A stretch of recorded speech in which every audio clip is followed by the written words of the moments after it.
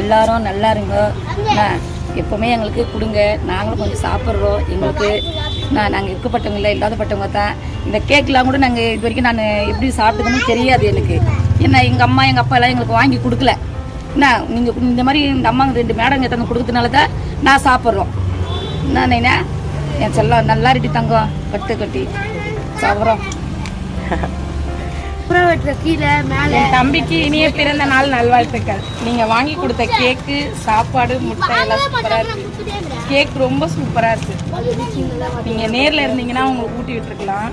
என் தம்பி இல்லையே, மலேசியால இருக்கீங்க.